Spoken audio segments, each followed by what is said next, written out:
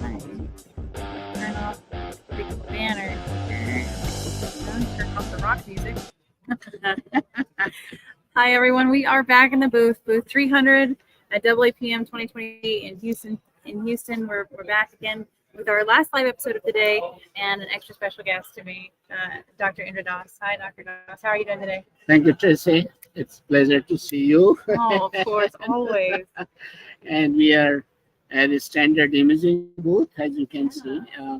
It had been a long time that I was on this show. Yes, and you were actually our very first episode. Oh, really? Okay. Yes, you were the flagship there. Yeah, so we can talk about a lot of updates happening, a lot of innovations happening, and so I think I let Tracy just drive this show. Of course, of course.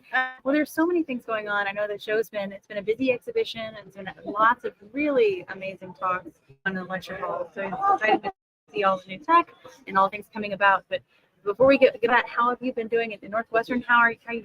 How's it going? Fantastic. Yeah. Northwestern is a great institution, great hospitals. It is the number 10 in the country, best hospitals, and for the last 10 years. That's amazing. Yeah, that's amazing that we kept.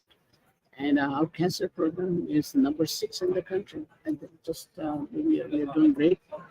I think I have a great team, building the team. My chairman, Dr. Mitchell, is the great position. So overall, I think Northwestern is the great place. And most important, Chicago is the most beautiful city compared to New York. Compared to so pizza, Chicago style or New York style? I like the thin crust. You like the thin crust? But the Chicago also has a thin crust. Do they? Yeah, yeah, okay. Yeah. I like. There is a couple of good. Actually, close to my apartment, there's a pizza called Robert's Pizza. That's famous pizza. So good. Yeah, it's so good. And they're, not thin. They're intermediate. Not the 4 inches deep. No. You have to order 5 hours in advance. When you come to Chicago, I'll take you to one of those. I will take you up on that without a doubt. Oh my gosh. Yeah. Well, I know we were chatting before we got started. You have a new publication coming out soon. Yeah, thank you, Tracy. So, Northwestern, we added MR-Linac, and some of you know that MR-Linac dosimetry is very complex because of the magnetic field. And that's where I think the standard imaging, the W2 product comes, because plastic scintillators, they don't have all the perturbations that one other detectors have it. So W2 is a great detector for the MR-Linac. So Tracy mentioned about the book. So when we commissioned the machine, I talked to my chairman, and we thought that it would be a good idea to write the book. And so I'm editing a book. The name of the book is A Practical Guide to MR-Linac, Technical Innovations and Clinical Implications. So the book has 25 chapters. It is close to around 50 authors from all around the world, the top-notch physicians, and all the clinical trials, all the research that goes on into, and lots of outcome data. So there's a lot of good thing in the book. Hopefully, the book will be published during the Christmas time, and I hope that people who are into MR-Linac, they can enjoy that. But I think what we are talking here is the standard imaging booth, and I think that's where their detectors, the plastic scintillators, play quite an important role. And if some of you have not read the papers, the first plastic scintillator was made, which was called W1, which was superseded by another detector. I mean, it's the same class, it's a W2. W2 detector is scannable. You can use it in a water phantom. So the first paper on the W2 we wrote from NYU. The first author is Galavis. And the second paper, which is I will strongly recommend people to read, is Jackmin, Jackmin. Jackmin, he wrote in JCMP last year. best paper to read on W2. He provided a lot of data about the Cherenkov radiations and all, how to subtract and all. But overall, I think his paper and my paper from NYU, I think they are complementary to each other. But both papers are good, and they provide a lot of information about the plastic scintillator. And standard imaging is the place to go for buying the Place to get that one for sure. Yeah, W2. yeah. So they are all intertwined. Plastic scintillators is really needed. Anybody who has MR-Linac, because it does not requires the perturbations. Yeah. And obviously, everybody knows about the small field dosimetry. If you have a small field dosimetry, then you need the plastic scintillator, and plastic scintillator does not require the K factor. Right. It has one. So I think those are lots of good things to look into. Absolutely. Thanks, Tracy. Yeah, Oh, pointing it out. Yeah. Well, we're looking forward to the publication. Yeah. I know that'll be a lovely Christmas gift Yeah. for all those medical physicists Yeah. out there. Yeah. If you're looking for your shopping list. Yeah. This book will be published by Scringer Nature, which is the Nature publications, and it will have close to 450, 500 pages. So it's a thick book. Yeah. It's a thick book, and you'll enjoy it. The book is divided into technical aspect as well as the clinical aspect. So majority of the chapters are on a clinical aspect. It goes by disease. So pancreas, liver, prostate, breast, and all that. So that's how it is divided. But initially, and also this book is not about a specific machine. It's overall. So we have a chapter on the Pure, we have a chapter on Unity, and also we have a chapter from the Alberta, the Magneton Aurora system. So there are 3 systems, but a lot of people don't know that. Wow. Yeah. The 4th one was from Australia, but I think Australian government they pulled that out. They're not developing anymore, so that's closed. Yeah, the 4th system was closed. So interesting. Yeah. I know MR kind of made a splash on the scene and is still, the publications are coming out and the advantages are coming out. When it comes to implementation of an MR system, I know it's folding in a new modality, right, as to what previously didn't exist there. Are there difficulties there? Are there? Yeah, so because of the magnetic field, and you all know that those depositions are because of the electrons. I mean, the photon produces electrons, and once you put them in the magnetic field, they just all deflect. Yeah. So that is the problem, and so regular detectors don't work, and that.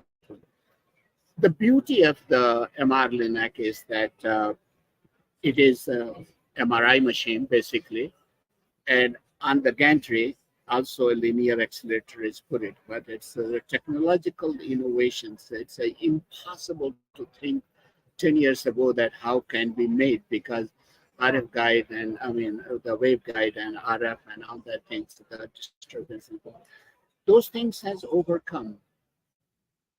And since it uses MR, it provides all the superiority of the MR imaging. So, for example, the soft tissue, wherever you have it, for example, pancreas, livers, and prostate, which in CT you can just guesswork because you can't. So in MR, those things are clearly visible. The other important thing about MR-Linac machines are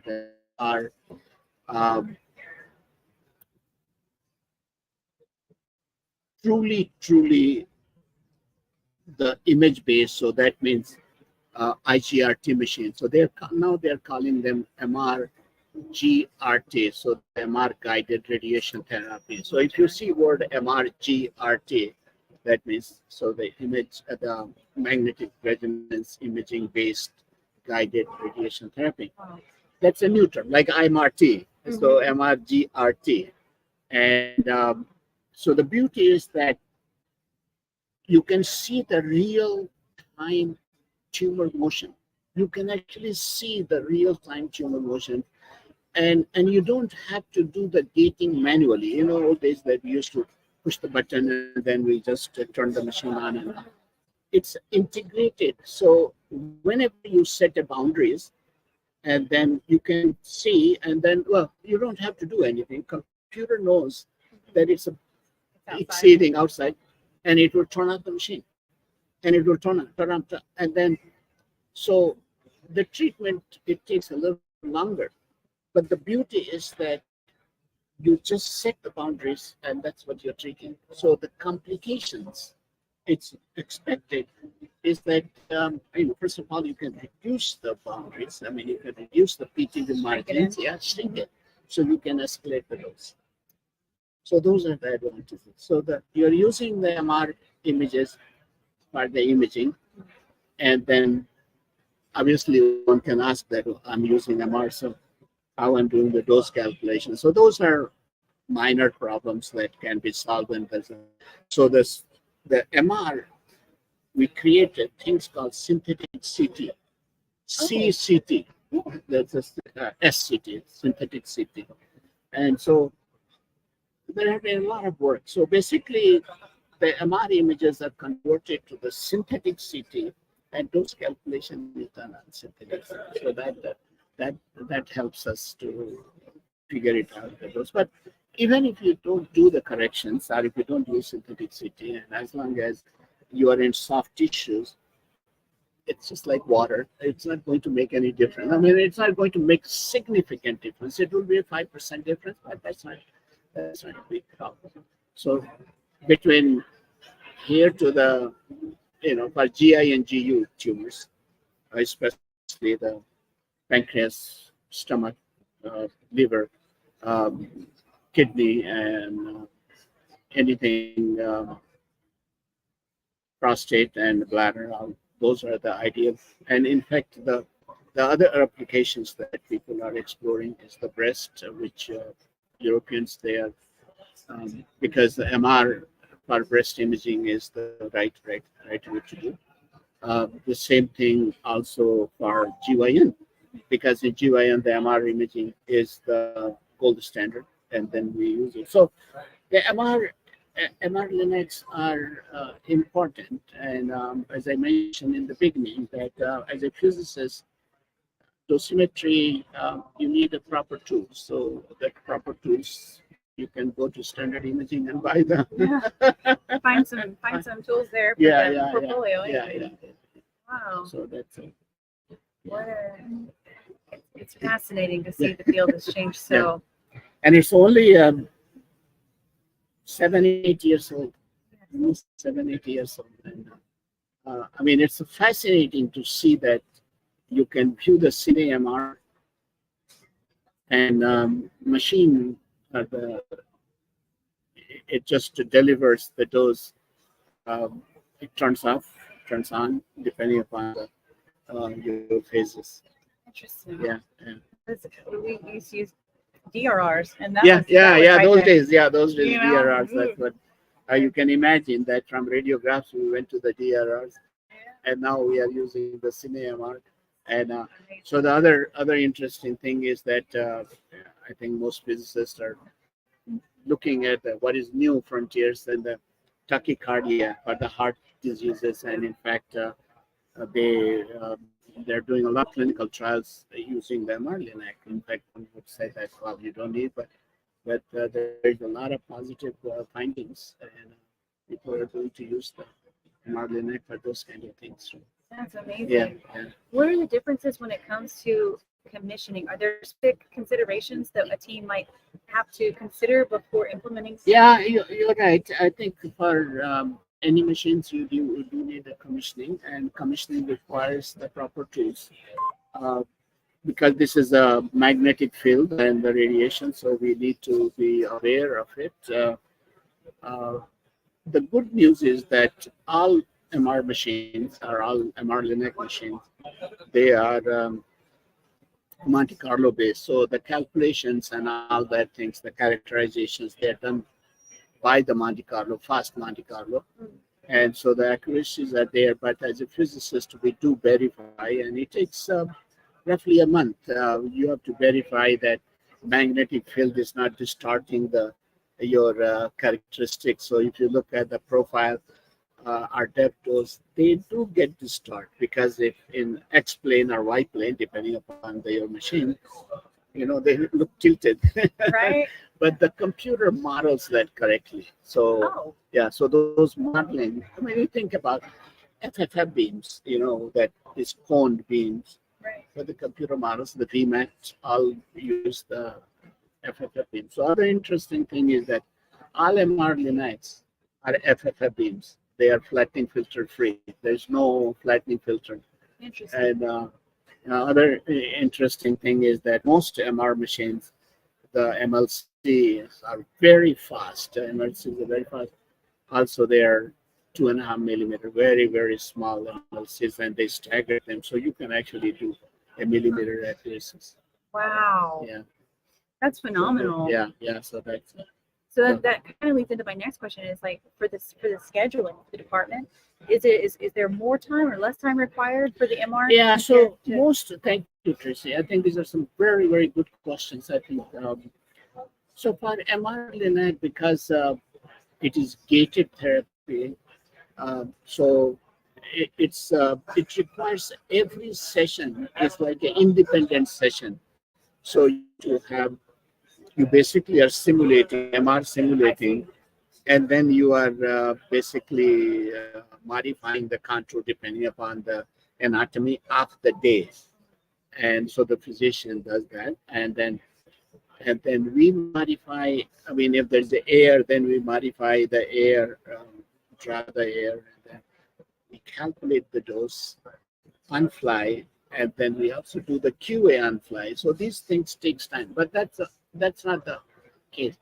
The other interesting thing is that because of the gating, machine is off half of the time, and so it does take time. So the typical treatment time, I mean, session, patient come in the room and patient leaves is around an hour. So that means in one day you can only treat 8 patients Yeah. compared to. So that is one aspect, that the throughput of more machines is very, very low. You cannot treat more than, I mean, unless you extend those places, they do extend the treatment hours to Sure. 12 hours and things like that. But these machines are very selective. You have to be quite selective, and you have to go that way. You can't just make it generic machine. Yeah. So I'll add another layer of complexity to an already complex system here. When it comes to the MR field, and it is in a potential need for something like anesthesia to properly complete a treatment, is that possible in an MR suite? You are raising some good question about the safety, MR safety. So you all know that when you are going for MR procedures, you have to Metal be detectors and all that things. Yeah. And so if you have any metal detectors, so that's not possible to treat those patients. So if you have a hip prosthesis, or if you have any other metal, it's not possible to treat. So those are exclusion. Those are the exclusion for the patient.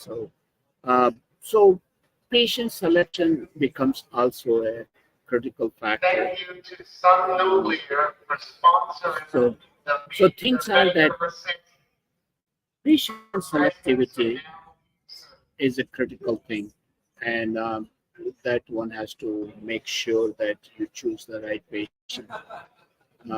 But I think the outcomes are coming out in every disease sites. Uh, there's a lot of clinical trials, and some of the clinical trials are closed because the outcomes are so good. Oh, So wow. they just close because there's no need to Great. go for in. Yeah. So the patients are getting better treatment, because in old days we just guesswork. We need to give 1 centimeter margin, 5 millimeter margins, and here now we just give only 2 millimeter margin. So we have reduced the margin. So I think those are some and you're raising some very good questions about what happens. I mean, apart from the dosimetry, I mean, you have to choose the.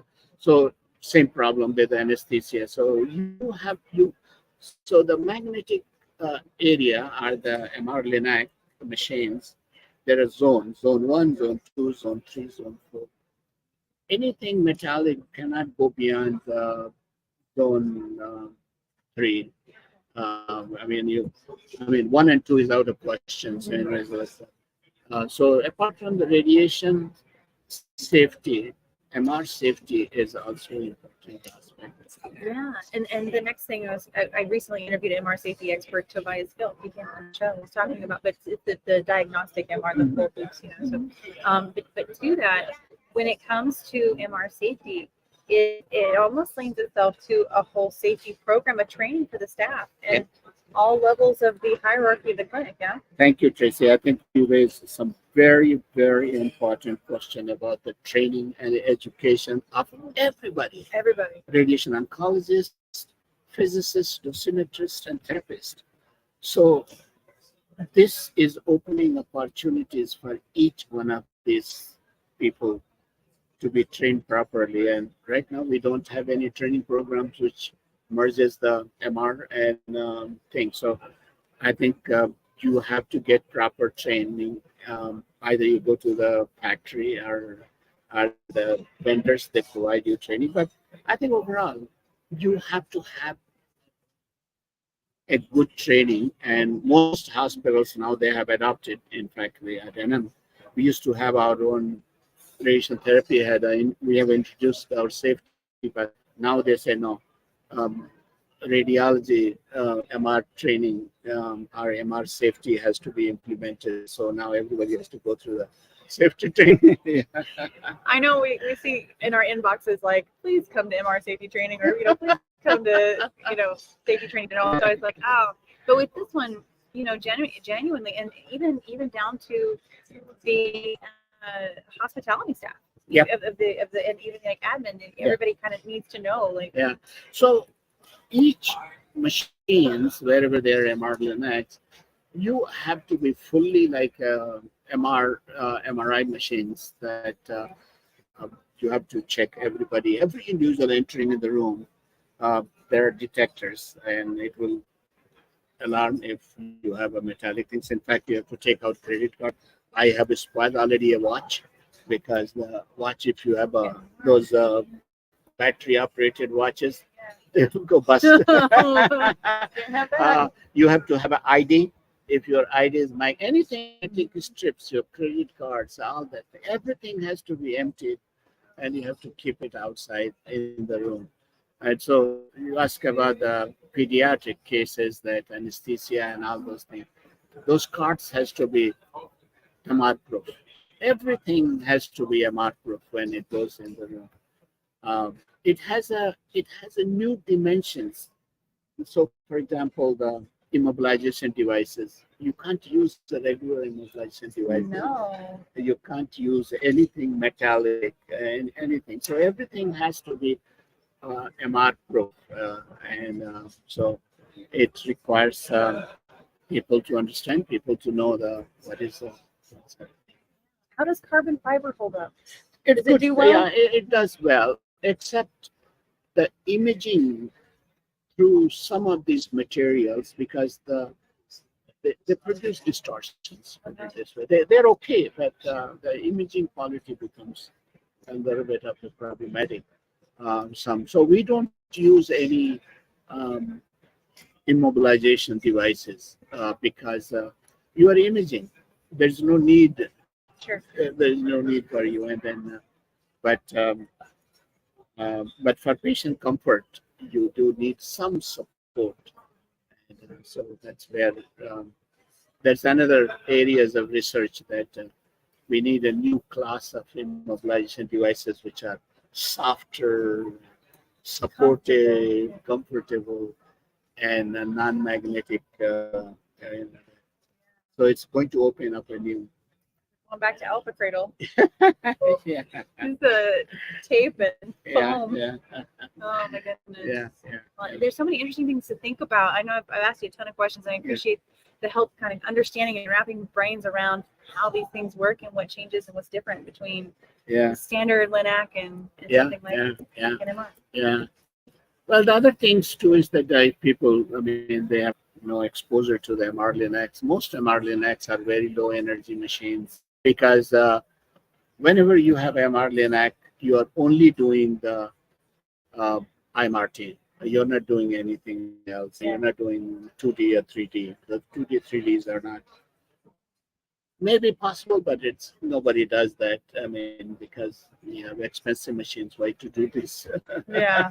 Right. So it's only IMRT. The other problem with these machines are that we don't have a VMAT options, because the VMAT options, the machine rotates throughout. And so the problem why we don't have the VMAT is that because the table, the support system, they attenuate the beam so much, and so the lower half of a portion of lower half of the angles are not possible because there's so much attenuations. Yeah. So basically, it limits the number of beams that you can.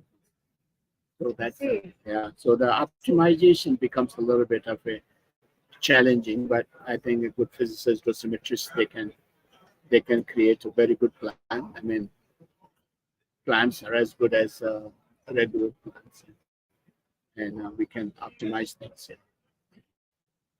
Such amazing tech these days. And I know that you and your team at Northwestern are right on the forefront, right on the cutting edge of all the amazing things that this field has to offer today and tomorrow. Thank you. Yeah. I know I've chewed up a lot of your afternoon, and I so appreciate you coming by to share these things with me more than you know. So lovely to catch up with you. Thank you. Thank you, Tracy. Yeah, absolutely. Thank you. And I know we've got an evening out getting started over here, so looks like we've got a line of refreshments available. But folks, we've got a pleasure having you with us, and thank you again to Dr. Doss and all your information that you shared with us today. If you have any questions, feel free to reach out, and I'm happy to connect you. Yeah, reach out to Tracy. She can. Of course, you guys know where to find me. So we appreciate you tuning in, and if you're in the exhibit hall, please do come by booth 300. We're still here for the rest of today and tomorrow. The show closes at 6 tonight and then 2 p.m. tomorrow. And if you're here following us virtually, please be sure to like and subscribe to the channels on LinkedIn, YouTube, and Twitter so that you're always alerted when we go live. That's it for this day, I believe. But we will see you tomorrow. Thank you for listening to our conversation. Thanks. Yes, of course. Thank you so much. And we will see you again soon. Thank you. Gee, we took a lot of time. I know. Yeah.